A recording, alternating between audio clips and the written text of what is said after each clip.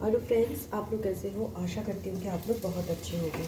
तो आज के इस वीडियो में मैं डिस्कस करना चाहती हूँ अबाउट द इनर चाइल्ड। हमारा इनर चाइल्ड और हमारा हायर सेल्फ। देखिए, आपके अंदर दो रूप होते हैं। ओके, एक होता है आपका इनर चाइल्ड, एक आपका अंदर का बच्चा होता है, और एक होता है आपका हायर सेल्फ, आपका अडल्ट सेल्फ। वो इनर चाइल्ड है, जो वो बच्चा होता है ना, वो जो छुटपन में आपके अंदर होता है, वो सेल्फ जो हर किसी का यूनिक होता है। अडल्ट सेल्फ भी सबका यूनिक होता है और इनर चाइल्ड भी सबका यूनिक होता है।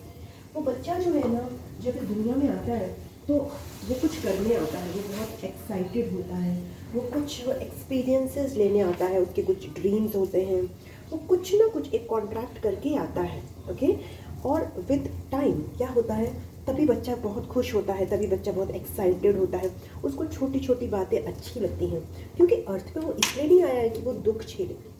ये मकसद लेके नहीं आया होता।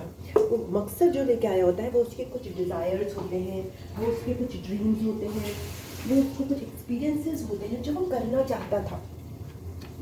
ओके, वो उसकी सोल चाहती थी अर्थ पे आके यहाँ का ड्रामा जो है, झेलना नहीं बोलूँगी मैं, झेलना मेरे मुंह से निकल रहा है, बट वो झेलना नहीं चाहता था, वो करना चाहता था, वो देखना चाहता था, वो सीखना चाहता था, वो एंजॉय करना चाहता था। विद टाइम क्या होता है, विद टाइम जो है वो आपका जो हमारा जो इनर चाइल्ड है ना, वो अडल्ट सेल्फ में बन जाता है, हमारी हायर सेल्फ में कन्वर्ट हो जाता है, और वो भूल जाता है खुश रहना। ओके, वो अपने ड्रीम्स को भूल जाता है, अपनी खुशियों को भूल जाता है, छोटी छोटी फीलिंग स्टेट को भूल जाता है, उसको खुश रहना, दुखी रहना सब भूल जाता है। इन द सेंस कि उसको पता ही नहीं चलता कि खुश किस बात में होना है और दुखी किस बात में होना है। ओके, सो इनर चाइल्ड की लाइफ जो है, हम इतने फ्रस्ट्रेटेड हो जाते हैं कि हमारी इनर चाइल्ड जो है ना, वो बिल्कुल उस मर जाता है, एक लेवल पर आकर एकदम ख़त्म हो जाता है।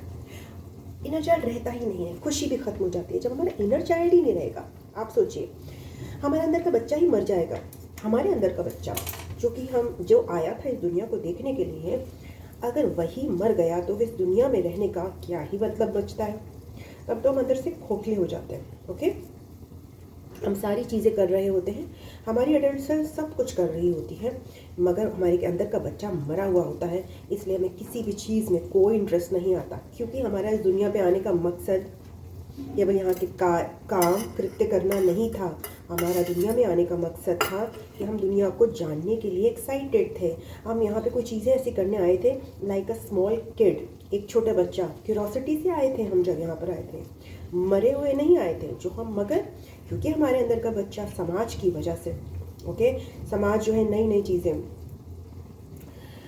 नई नई बंदिशें इस पर लगती रहती हैं, और ये मरता रहता है, और एक दिन ये ख़त्म हो जाता है, ऑलमोस्ट ये डाई हो जाता है, बट उसके साथ हमारी खुशियाँ भी ख़त्म हो जाती हैं। तो हमारे पर ये जिम्मेदारी आती है, ओके, कि हम जो कि जब हमारा अंदर का बच्चा जो कि समाज की वजह से कमज़ोर हो गया है, जो कि खुशियाँ अपनी भूल गया है, जो अपनी क्यूरोसिटी भूल गया है, और जिसको हमने खुद दबा दिया, जिसको हमने खुद ही ख़त्म किया, अपने ही हाथों से अपने ही बच्चे का हमने गला घोटा है।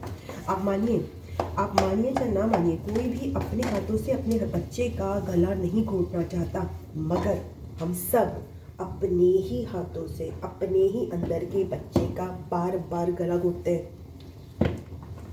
बार बार गला घोटते हैं, उसको खुश नहीं रहने देते, क्योंकि हमें ये लगता है कि वो खुश रहेगा तो लोगों को प्रॉब्लम होगी, अगर वो बिंदास रहेगा, अगर वो अपने जैसा होके रहेगा तो लोग चिढ़ेंगे, यू नो।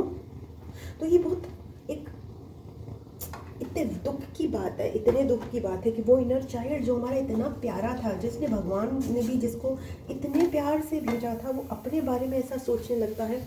हम उसके बारे में, अपने अंदर के बच्चे के बारे में इतने बुरे बुरे विचार ले आते हैं कि देखो, इसका तो मर जाना ही अच्छा है, इसका तो खत्म हो जाना ही अच्छा है, बाहर से तो हम जिंदा हैं।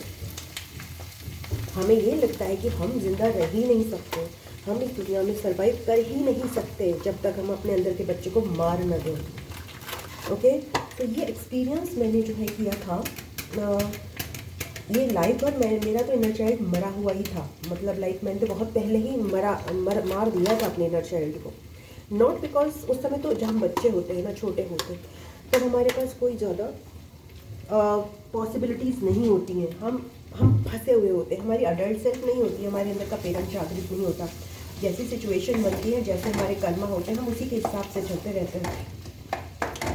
बट मेरे साथ क्या हुआ था मैं बताती हूँ। 2021 में मेरा इनर चाइल्ड एक्चुअली जागृत हुआ था, बड़ा हुआ था और कुछ करना चाह रहा था। उसने बहुत कुछ किया, डांस की फील्ड में गाना करा, डांस किया, बहुत बातचीत की, मगर समाज ने कहीं ना कहीं उसको एक धिक्कार, उसको महसूस हुआ कि जब वो बाहर आ रहा है ना तो समाज फिर से उसको धिक्कार रहा है।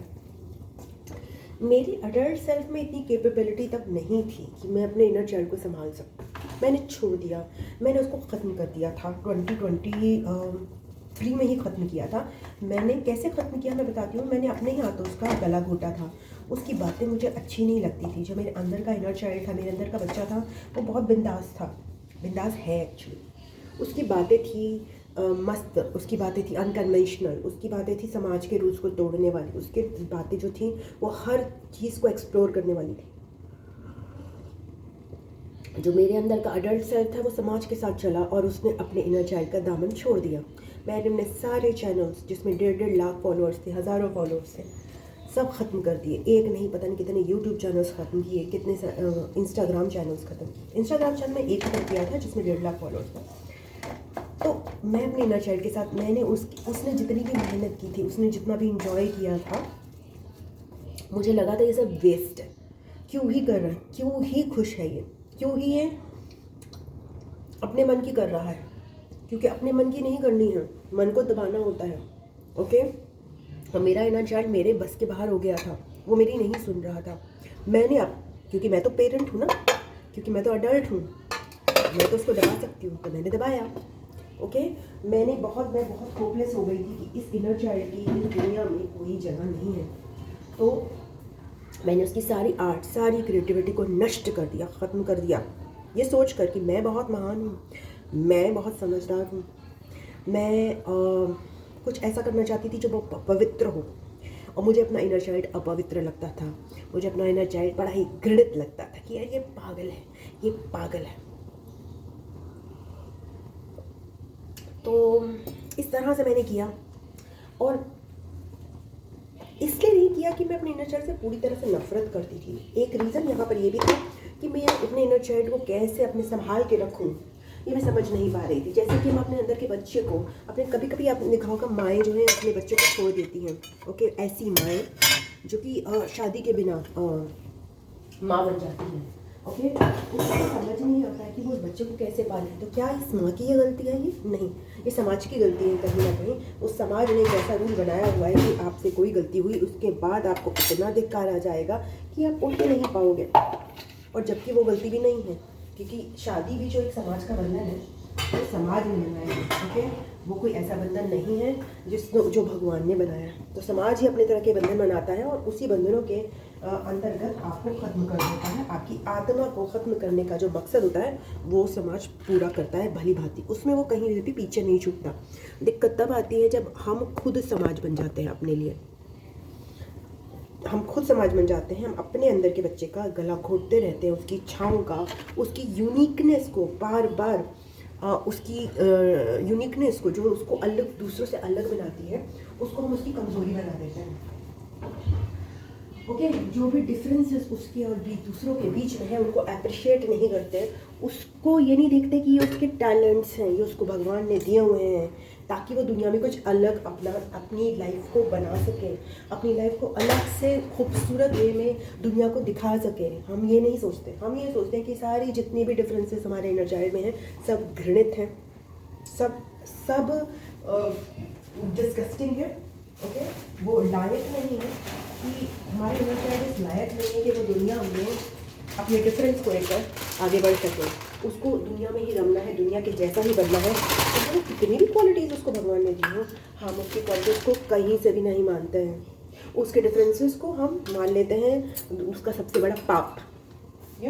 हम कितना बड़ा पाप कर रहे हैं ये सोच कर कि जो भी भगवान ने हमें गुण दिए हैं, जो भी भगवान ने हमें इच्छाएं दी हैं, वो सारी गलत है। उनका गला घोटना हमारे लिए सही है। किसके लिए? समाज के लिए। तो पापी हम हैं तब जबकि हम भगवान के अगेंस्ट जा रहे हैं, या फिर हम पापी तब हैं जब हम समाज के साथ चल रहे हैं। देखिए दोनों चीज़ें हैं ना। तो हमें लगता है कि हम पाप करते हैं जब हम समाज के अगेंस्ट जाते हैं, बट एक्चुअली क्या होता है, हम पाप तब कर रहे हैं जब हम भगवान के अगेंस्ट जा रहे हैं। और भगवान ने ये कहा है कि आपकी जो इच्छाएं हैं वो सही हैं, वो भोली हैं, वो पवित्र हैं, ओके। अगर वो किसी का नुकसान नहीं कर रही है, ओके, तो इतना भी अपने आप को रोको मत, इतना भी मत दबाओ, इतना भी सप्रेस मत करो कि आपका जीना ही दुश्वार हो जाए, ओके। सो ये सारी चीज़ें हैं जो हमारे एडल्ट सेल्फ और इनर चाइल्ड के बीच में चलती हैं। फिर मैंने अपने इनर चाइल्ड को जब देखना शुरू किया ना, मैंने उसके वीडियोस जो मैंने डिलीट कर दिए थे वो तो चले गए, सारे हज़ारों वीडियोस चले गए। जब मैंने वापस देखे जो पुराने वीडियोस, मैंने कहा कि यार ये मैं किस चीज़ से परेशान थी। इस मासूम से बच्चे से परेशान थी अपने अंदर के, जिसकी कोई गलती ही नहीं थी, जो बोल रही थी। आज भी अगर मैं उसको सुनूं तो वो कितनी बेहतरीन बोलती है, आज भी सुनो वो कितना बेहतरीन नाचती है, आज भी सुनो तो कितना बेहतरीन गाती है। मैंने अपने ही बच्चे को ख़त्म कर दिया जस्ट बिकॉज मुझे 4 बातें सुनने को मिल गई।